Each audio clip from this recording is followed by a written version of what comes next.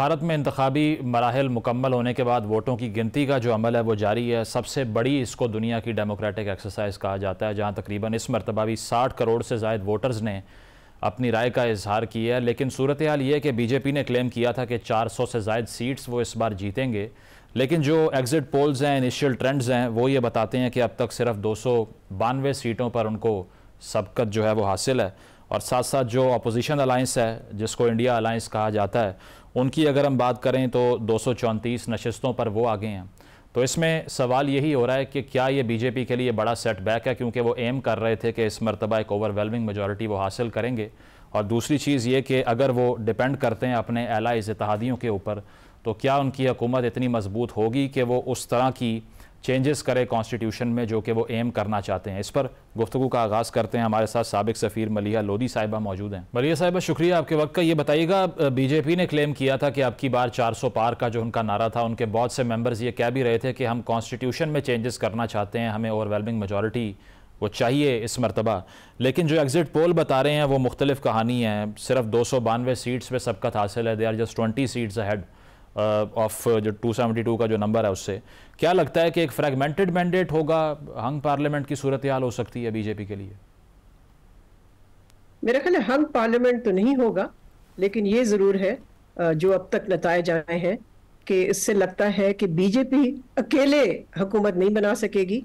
वो अपने एलाइज के साथ ही एक मखलूत हुकूमत बनाएगी, एक कोalition गवर्नमेंट बनाएगी।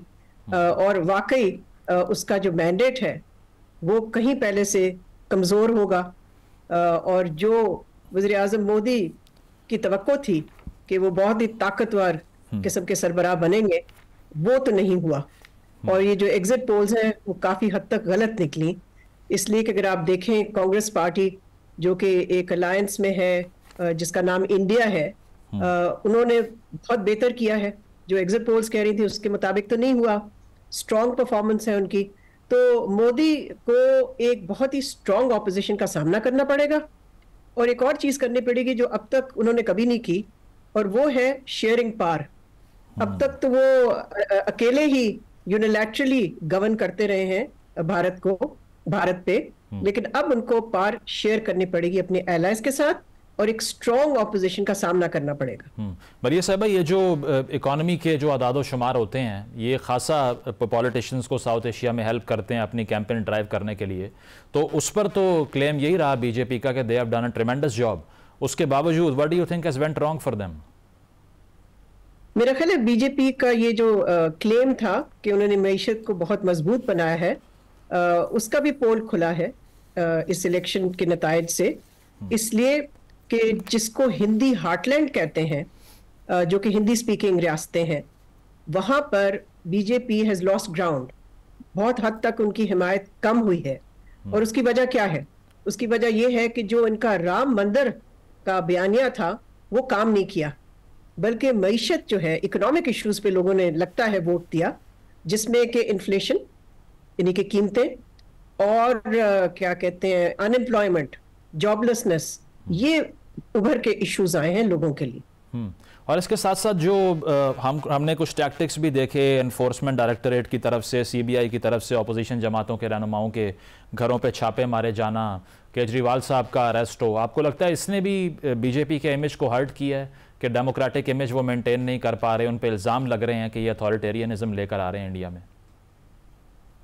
जी बिल्कुल। मेरा ख्याल है जो जमहूरियत भारत की थी एक वक्त, उसको तो बहुत हद तक मोदी ने और उसकी बीजेपी पार्टी ने उसको कमजोर किया है, उसको इरोड किया है।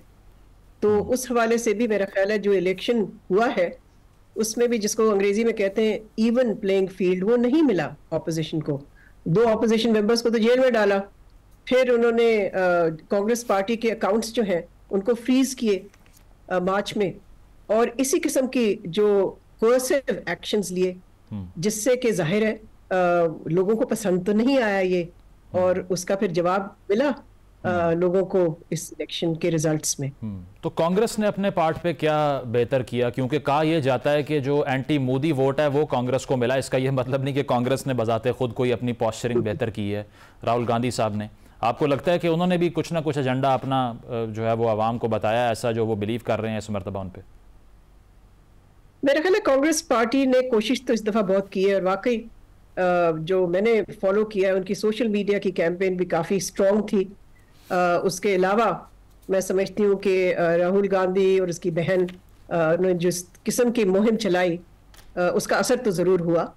और मेरा ख्याल है मईशत के हवाले से इकोनॉमिक इश्यूज पे जो उन्होंने तनकीद की बीजेपी की हुकूमत पे और उनके क्लेम्स को चैलेंज किया, उसका असर जरूर पड़ा है वोटर्स पे। वलिया साहिबा, मुझे याद है एक्स प्राइम मिनिस्टर खान साहब ने कहा था 2019 के इलेक्शन से पहले कि अगर बीजेपी जीते तो बेहतर होगा। उसकी वजह यह है कि कांग्रेस पे प्रेशर होता है कि वो पाकिस्तान से बात ना करे। अब क्या ये बयानिया ठीक है if Modi returns to power for the third time?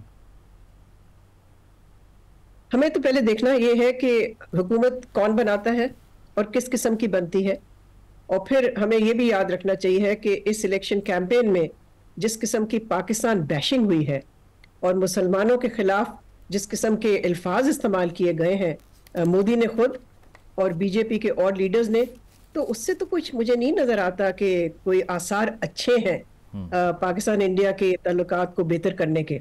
लेकिन मेरा ख्याल है कुछ कहना इस वक्त कबल इस वक्त होगा। हमें देखना पड़ेगा कि एग्जैक्ट नताइज क्या आते हैं, फाइनल रिजल्ट्स क्या आते हैं, और फिर अगर एक कमजोर हुकूमत आती है तो फिर मेरा ख्याल है उनकी टेंडेंसी या टेम्पटेशन होगी कि वो पाकिस्तान के साथ एक हार्ड लाइन लें।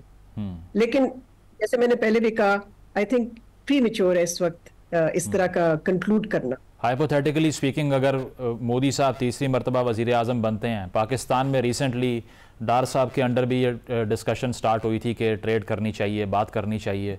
आपको लगता है होप होगी कोई बायलैटरल ट्रेड की उसके बाद, या फिर पाकिस्तान के लिए बुरी खबर होगी है?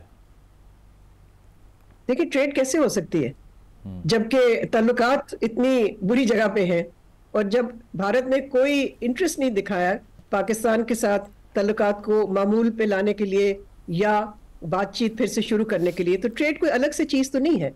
फिर लोग भूल जाते हैं हमारे मुल्क में, और इस जरूरी है कि याद दिलाएं हम लोगों को कि 2019 में इंडिया ने जो एक्शन लिया था कश्मीर में, उससे पहले इंडिया ने 200% 200% कस्टम्स ड्यूटी लगा दी थी पाकिस्तानी इंपोर्ट्स पे।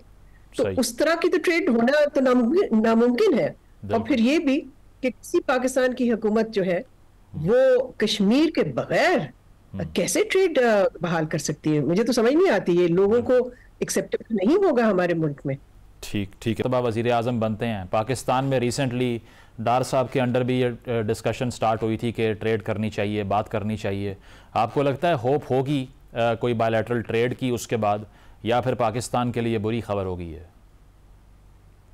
देखिए, ट्रेड कैसे हो सकती है जबकि ताल्लुकात इतनी बुरी जगह पे हैं, और जब भारत ने कोई इंटरेस्ट नहीं दिखाया पाकिस्तान के साथ ताल्लुकात को मामूल पे लाने के लिए या बातचीत फिर से शुरू करने के लिए, तो ट्रेड कोई अलग से चीज तो नहीं है।